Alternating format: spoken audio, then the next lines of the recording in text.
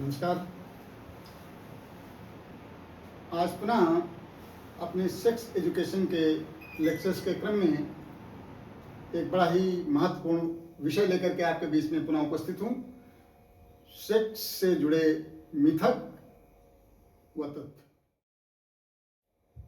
हमारे भारतीय समाज में sex education की कमी की वजह से बहुत सारे सेक्स के साथ ऐसे फिजूल बातें जुड़ी हुई हैं, कुछ मिथक, कुछ ऐसी अफवाहें जुड़ी हुई हैं जिनको एक नया व्यक्ति या जिसके पास सेक्स से संबंधित एजुकेशन नहीं है, इन सब मिथ्या बातों को लेकर के परेशान रहता है। आज मैं कोशिश करूंगा उन मिथक और तथ्यों को आपसे बताने के क्रम में मैं सबसे पहले लेता हूं पहला, हर एक आम जनमानस के अंदर, हर एक आम व्यक्ति के अंदर, चाहे वो लड़का हो चाहे लड़की हो, एक बड़ी समस्या होती है। उसके अंदर एक हमेशा एक दुर्होता, हमेशा एक अनिश्चितता बनी रहती है। किस चीज को लेकर के? सेक्स टाइमिंग को लेकर के। सेक्स टाइमिंग,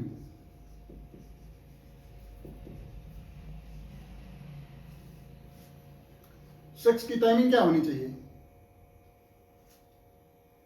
अब इसको लेकर के तमाम सारे मिथक हैं कि आधा घंटा, 1 घंटा, 1.5 घंटा। ऐसा नहीं है मित्रों। ये जो हमारी इंटरनेशनल स्टडीज कहती हैं, जो सेक्स का एक्चुअल टाइम है 3.5 मिनट टू 5.3 मिनट, जो एक्चुअल सेक्स का टाइम है 3.5 टू 5.3 मिनट। यदि इससे पहले यदि आपका सेक्स कंप्लीट होता है तो वो एक प्रीमेच्योर इजैकुलेशन में आएगा। इसके बाद होता है तो 12 मिनट तक ठीक है, लेकिन 12 मिनट के बाद वो असाधारण स्थिति हो जाती है। तो सेक्स टाइमिंग को लेकर के आज के बाद कभी परेशान नहीं होना है।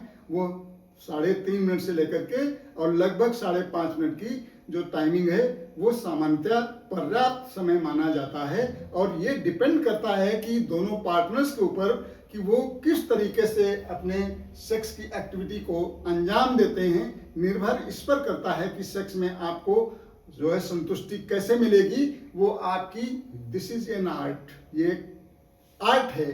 तो उसको परफॉर्म करने के जो तरीके हैं उसकी वजह से आपको सुख मिलता है, उसकी वजह से आप संतुष्ट होते हैं, ना कि टाइमिंग की वजह से। तो इस बिंदु को अपने दिमाग से निकाल दें कि ज़्यादा टाइमिंग हो जाएगी तो आपको ज़्यादा मजा आएगा। ऐसा नहीं है। आपको संतुष्ट होने के लिए उसकी आर्ट आपकी ठीक होनी चाहिए, उसकी कला ठीक होनी चाहिए, लेकिन समय का उस पर कोई फर्क नहीं पड़ता है।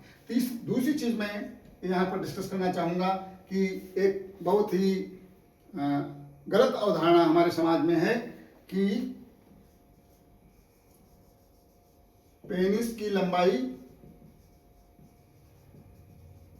या मोटाई,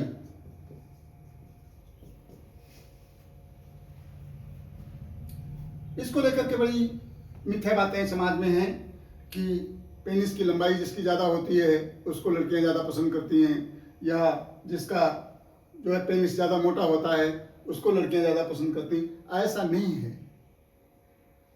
अंदर वेजाइना के अंदर एक लिमिटेड स्पेस है और वहाँ की सेंसिटिविटी, वेजाइना की जो सेंसिटिविटी है वो इतनी ज़्यादा नहीं होती है कि वो वहाँ पर लंबाई चौड़ाई नाप पाए।